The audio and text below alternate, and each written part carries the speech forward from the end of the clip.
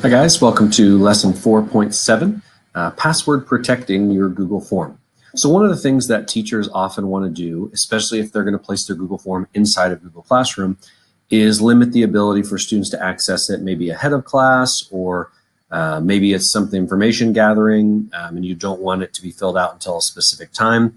So inside Google Classroom, you could schedule that to be released at specific times, but if it's going to be there the whole time, or if students are absent from the course during that day, and you want to be password protected, there's a kind of a cool way we can do that inside of Google Forms. So the first thing we want to do is go up to the very top of your form, and we're on the very first, like the title, where there was the title of the form and then the description. So I've got that selected. First thing we're going to do is we're just going to add a question. So you see that that has added there. And I'm just going to say, we're going to say, please enter password. Okay.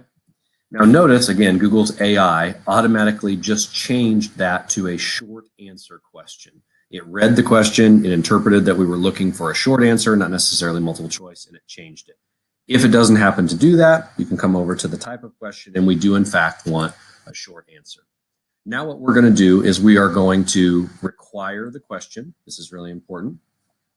And we are going to do then response validation. Now I have this on as a quiz. This doesn't have to be on a quiz in order to do this. And in fact, we're not going to check the correct answer. We're going to leave that alone. We're going to come here and we're going to do response validation, what we just did in the previous section. And we're going to say, and you can do a number or you can do a text. I would suggest a number is easy. There's no case, capitals, non-capital situation, but I would do a number, and we're going to say it has to be equal to, and then you want to put your answer or your password. So let's say we're going to do 8675309. Okay. Again, custom error if it's wrong.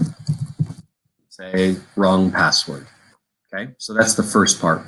The next part then that we want to do is I'm going to insert a section.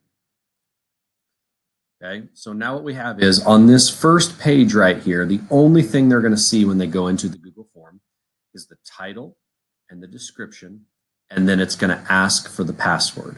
And the only way then they're going to be able to get or go to the next section is when they get to this password question, they have to, with the response validation, they have to enter that number or text, depending on how you set it up, with the correct answer in order to be able to continue to the next section.